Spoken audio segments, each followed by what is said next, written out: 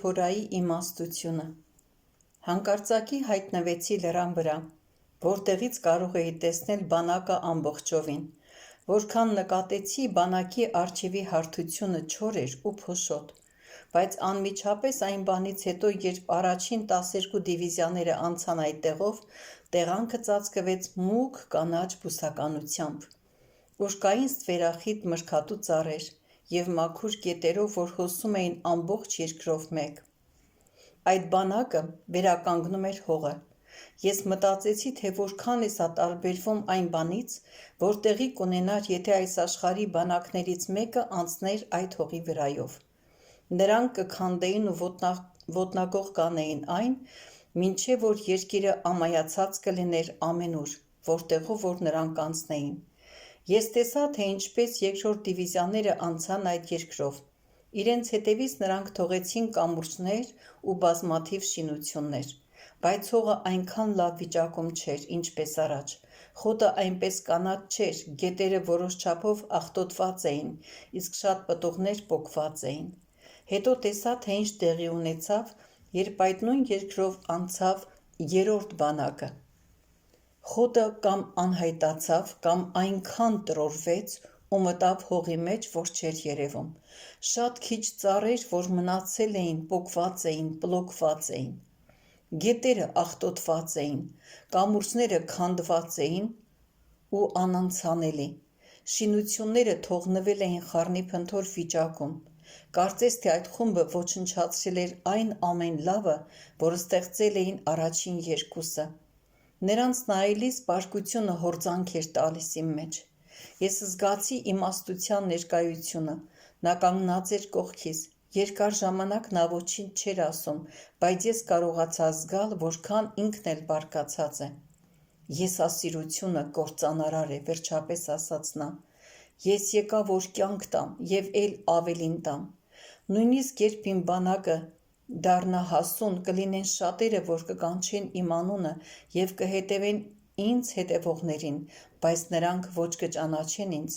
ոչ էլ կքայլեն իմ ճանապարհներով։ Նրանք կոչնչացնեն իմ հետևից եկողների պտուղը։ Այդ պատճառով աշխարհը նույնիսկ չգիտի, թե ինչպես ընդունի իմ մարդկանց, որպես օրհնություն, թե որպես անեծք։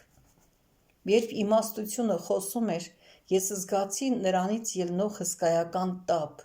որ գնալով ուժգնացավ մինչև այն աստիճանի և դարձավ այնքան ցավեցնող, որ ինձ համար դժվար էր կենտրոնանալ նրա ասածների վրա։ Գիտեի, որ զգում եմ այն, ինչ ինքն էր զգում, և որ դա ինձ տրված ուղերձի կարևոր մասն էր։ Ցավը երկրի նկատմամբ կարեկցության և այդ բանակում եղած եսասիրության նկատմամբ բարկության համադրությունն էր։ Երկու զգացմունքն էլ այնքան ուժեղ էին, որ ես զգացի դրանք կարծես տպվեցին իմ մեջ։ Քանի որ տիրոջ բարկությունը շարունակում էր աճել, ես զգում էի, որ նա կարող է ոչնչացնել ամբողջ բանակը։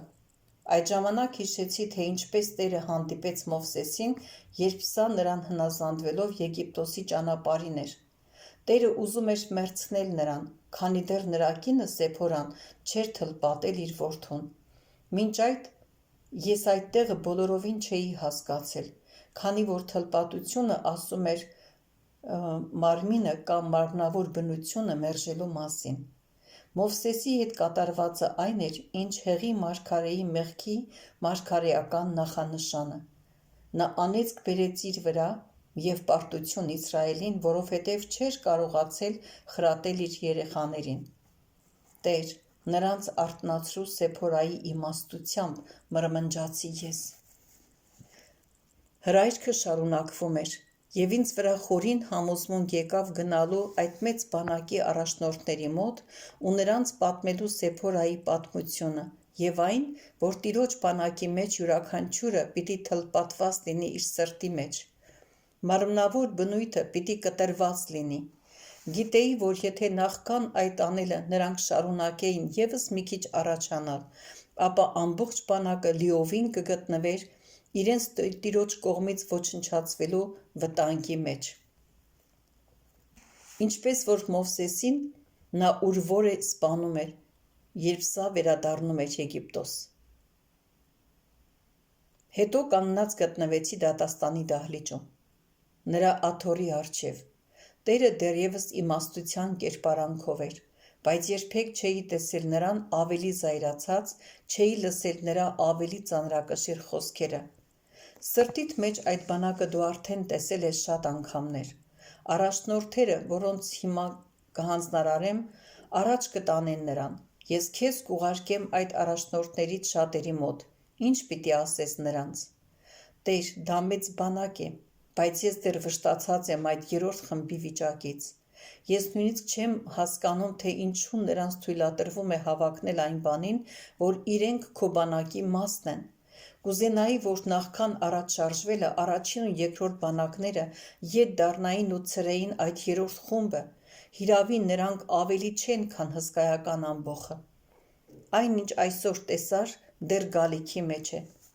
Սպասավորությունները, որ պատրաստվում եմ կազմակերպել, կհավաքեն այդ բանակը ու կխմբավորեն, որպեսզի չլինի այն, ինչ դու ասացիր։ Հիմա իմ գրեթե ողջ բանակը ամբողջովին գտնվում է երրորդ խմբի վիճակի մեջ։ Ինչպես ես կարող եմ ցրել նրանց։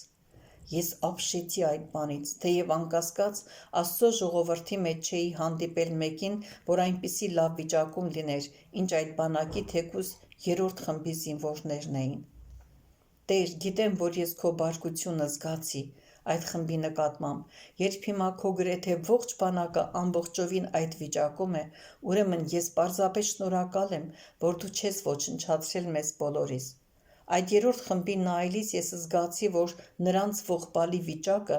հետևանք է ուսուցման, սպառազինության ու տեսիլքի պակասի, հետևանք է այն բանի, որ հրաժարվում են խաչից կառչելուց։ Ինչը սրտերն է թլպատում։ Ես հավատում եմ, որ նրանց մոտ պիտի գնամ Սեփորայի մասին ուղերձով, բայց նրանք նաև կարիք ունեն ենթասպաների, որ վարժեցնեն իրենց և սպաների, որ ուսուցանեն իրենց։ Հիշիր, առաջին բանակը, որ տեսար լեռան առջև, նրանք ևս պատրաստ չէին ճակատամարտելու, և երբ մարտը սկսվեց, անպատրաստ եղողները բոլորը փախան, սակայն շատերը վերադարձան սպառազինված, իրենց մոլորությունները փոխարինելով ճշմարտությամբ։ Այս բանակի առաջին երկու խմբերը հասունացել էին նաև ճակատամարտերով, որոնք նրանց արթնացրին մինչև իրենց ճշմարիտ վիճակը հասկանալը։ Այդ ժամանակ նրանք ինձ աղաչեցին, և ես իմ սրտի համեմատ հովիվներ ուղարկեցի նրանց։ Իմ բոլոր հովիվները նման են Դավիթ թագավորին։ Նրանք վարձկաններ չեն, որ փնտրեն իրենց սեփական տեղը կամ դիրքը, այլ իրենց կյանքը կդնեն իմ ժողովրդի համար։ Նաև նրանք խիզախ են, իմ թշնամիների դեմ պայքարում և մաքուր են սպասավորության մեջ, որ անում են իմ առջև։ Ես պատրաստվում եմ էլի ուղարկել այդ հովիվներին, դու պիտի վերադառնաս Սեփորայի ուղերձով։ Շուտով ժամանակ կգա, երբ ես այլևս չեմ կենա բոլոր նրանց հետ, ովքեր ձգտում են լինել իմ ժողովրդի կազմում, բայց չեն թլպատում իրենց սրտերը։ Դու պիտի նրանց զգուշացնես իմ բարկության մասին։ Ես նաև քեզ հետ եմ ուղարկում գնալու իմ մարգարեների հետ, որոնց ինչպես Սամուելին առաջ եմ ուղարկում, որ օծեն իմ ճշմարիտ հովիվներին։ Նրանցից շատերը եղբայրներից փոքրագույններն են, բայց դու նրանց կգտնես սպասավորելիս, որպես իրենց փոքր հոտի հավատարիմ հովիվներ, որպես այն բաների հավատարիմ բանվորներ, որ ես նրանց հանձնարարել եմ անել։ Նրանք իմ հավատարիմներն են, որ կանչված են թագավորներ լինելու համար։ Նրանց ես կվստահեմ իմ իշխանությունը,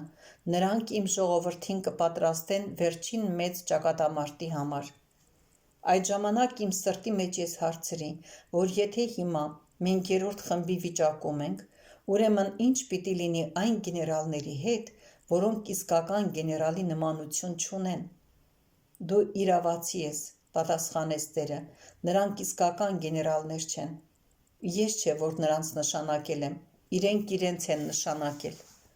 Այնուամենայնիվ նրանցից ոմանք կփոխվեն, և ես նրանց գեներալներ կդարձնեմ։ Ուրիշները հաջող սպաներ կդառնան, սակայն մեծ մասը կփախչի ճակատամարտին մի հայացք գցելուց, և նրանց այլևս չես տեսնի։ Միտքդ պահիր ահա թե ինչ. առաջին երկու խմբերում գտնվողներից յուրաքանչյուրը երբևէ եղել է երրորդ խմբի շարքերում։ Երբ գնաս Սեփորայի ուղերձով, հայտարարիր,